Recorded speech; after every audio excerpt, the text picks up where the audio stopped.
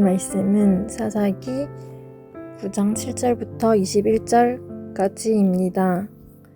사람들이 요담에게 그 일을 알림해 요담이 그리심산 꼭대기로 가서 서서 그의 목소리를 높여 그들에게 외쳐 이르되 세겜 사람들아 내 말을 들으라. 그리하여야 하나님이 너희의 말을 들으시리라.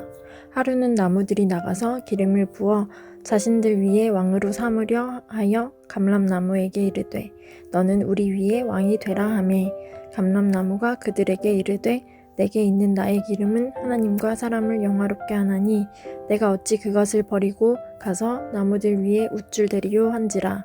나무들이 또 무화과 나무에 이르되 너는 와서 우리 위에 왕이 되라 하매 무화과 나무가 그들에게 이르되 나의 단 것과 나의 아름다운 열매를 내가 어찌 버리고 가서 나무들 위에 우쭐대리요 한지라.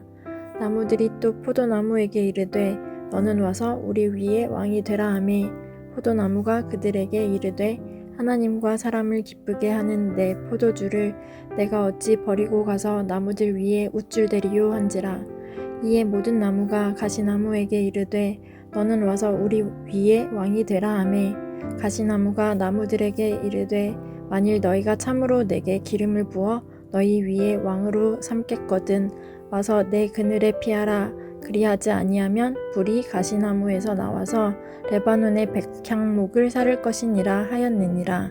이제 너희가 아비멜렉을 세워 왕으로 삼았으니 너희가 행한 것이 과연 진실하고 의로우냐? 이것이 여룻바알과 그의 집을 선대함이냐? 이것이 그의 손이 행한 대로 그에게 보답함이냐? 우리 아버지가 전에 죽음을 무릅쓰고 너희를 위하여 싸워 미디안의 손에서 너희를 건져냈거늘 너희가 오늘 일어나 우리 아버지의 집을 쳐서 그의 아들 70명을 한 바위 위에서 죽이고 그의 여종의 아들 아비멜렉이 너희 형제가 된다고 그를 세워 세겜 사람들 위에 왕으로 삼았도다. 만일 너희가 오늘 여룻바알과 그의 집을 대접한 것이 진실하고 의로운 일이면 너희가 아비멜렉으로 말미암아 기뻐할 것이요 아비멜렉도 너희로 말미암아 기뻐하려니와 그렇지 아니하면 아비멜렉에게서 불이 나와서 세겜 사람들과 밀로의 집을 사를 것이요 세겜 사람들과 밀로의 집에서도 불이 나와 아비멜렉을 사를 것이니라 하고 요담이 그의 형제 아비멜렉 앞에서 도망하여 피해서 브엘로 가서 거기에 거주하니라. 아멘.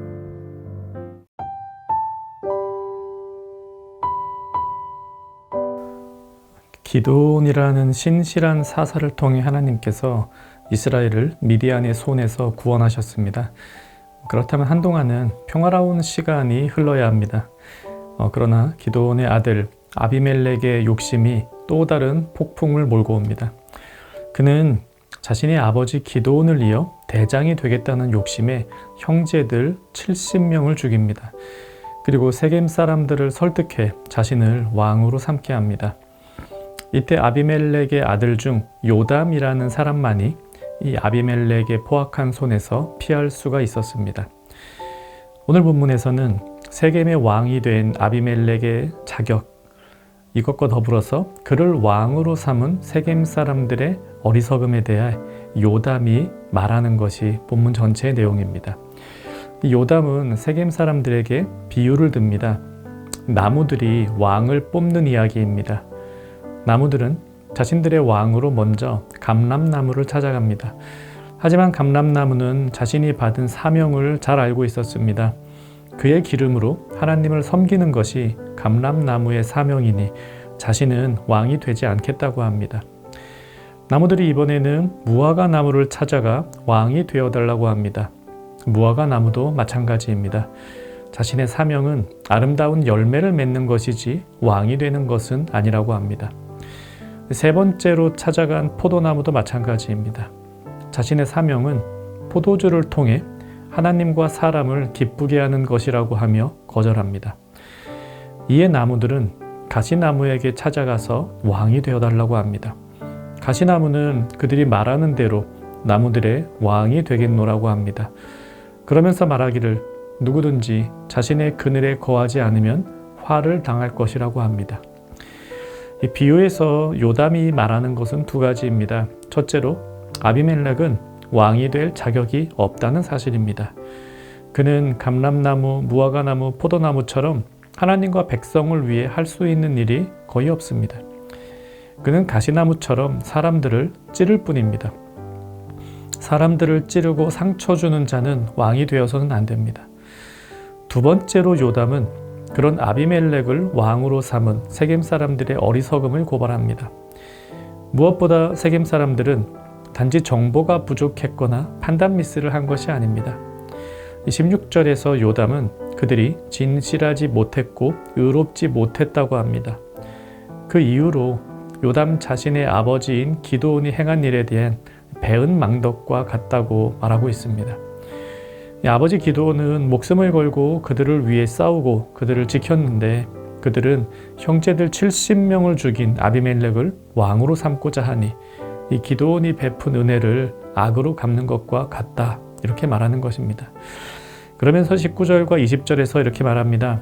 만약 당신들이 아비멜렉을 왕으로 뽑은 게 잘한 일이면 이 땅에 평화가 찾아오겠지만 그렇지 않다면 당신들은 아비멜렉 때문에 큰 화를 당하게 될 것이라고 말입니다. 당신들이 뽑았으니 그 책임은 당신들에게 돌아간다는 의미겠죠. 이것이 본문의 내용입니다. 두 가지로 우리의 삶에 본문의 내용을 적용해 봅시다. 첫째로 사명에 대한 문제입니다. 우리는 주일에 로마서를 통해 자격 없는 우리를 구원하신 칭의의 은혜를 보고 있습니다. 구원받을 수 있는 자격이라는 건 없습니다. 오늘 본문에서 아비멜렉이 자격이 없다, 이 말은 하나님의 백성이 될 자격의 문제가 아니라 왕이 될 자격을 말하고 있는 것입니다. 이는 요담이 한 비유를 통해서도 분명히 알 수 있습니다. 이 비유에 나오는 감람나무, 무화과나무, 포도나무는 자신의 사명을 잘 알고 있었습니다.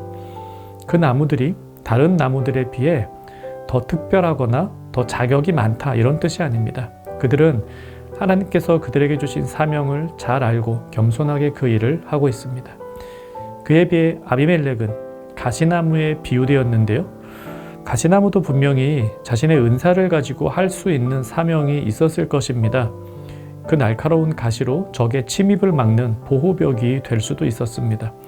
하지만 그는 왕이 되고자 했습니다. 이것은 자격의 문제라기보다는 사명의 문제입니다. 은혜로 우리를 구원하신 하나님은 우리에게 은사를 주셔서 우리가 세상 속에서 하나님의 사명을 이루며 살아가도록 인도하십니다. 어떤 이들은 자신에 대해 지나치게 겸손해서 자신에게 주신 사명을 잘 감당하지 못하는 이들도 있습니다. 하지만 왕이 될 사람은 왕이 되어야 하고 장군이 될 사람은 장군이 되어야 하죠. 모두가 겸손만 떨어서는 안 됩니다. 그런가 하면 반대로 자신의 은사를 잘 모른 채 교만하게 엉뚱한 일을 하려고 하는 이들도 있습니다. 우리 각자에게 한번 적용해 봅시다. 하나님께서는 나에게 어떤 은사를 주셨는가? 그 은사에 따라 나는 어떤 사명을 행하며 살아가면 좋겠는가? 이 둘째로 대중 속에 묻힌 어리석음에 대해서 잠시 생각해 봅시다. 이 군중 심리라고 하는 책의 저자는 군중은 개인보다 비판적 사고가 약하고 감정에 쉽게 영향을 받는다고 했습니다. 지금 세겜 사람들이 그렇습니다. 이 기드온의 용맹함이나 경건함이 전혀 보이지 않는 아비멜렉의 말에 그들은 쉽게 동요하고 그를 왕으로 삼고 있습니다. 유튜브를 비롯한 미디어는 수많은 사람들이 보죠. 거기에는 분명히 안 좋은 정보도 있고 거짓 정보도 많이 있습니다. 또 우리에게 그리고 우리 자녀들에게 안 좋은 영향을 주는 대중문화들도 우리는 참 많이 보죠. 그러니까 수많은 군중이 미디어와 대중문화에 노출되어 있는데 우리 모두가 단지 군중으로만 머물러 있다면 거짓 정보와 악한 문화로부터 우리를 막을 길이 없습니다. 군중 속에 묻혀 있지 않고 생각을 해야 됩니다. 과연 이것이 진리인가? 이것이 과연 좋은 것인가? 그래야 좋은 문화 속에서 또 바른 인터넷 환경 속에서 살아갈 수가 있습니다. 군중으로 남지 말고 생각하는 개인이 되어야 합니다. 두 가지로 오늘 본문을 적용해 보았습니다. 하나님 주신 은사에 따라 바른 사명대로 살기, 미디어와 대중문화의 폐해를 지적하고 고칠 수 있는 한 사람이 되기. 같이 말씀 생각하며 기도합시다. 나에게 주신 은사를 잘 사용하여 하나님 주신 사명을 행하는 삶을 살게 하소서. 또 거짓 정부와 악한 문화를 걸러낼 수 있는 바른 시각을 주시고 그것을 말할 수 있는 용기도 주옵소서. 오늘 하루 하나님의 뜻 안에서 걸어가는 정연가족 되기를 바랍니다.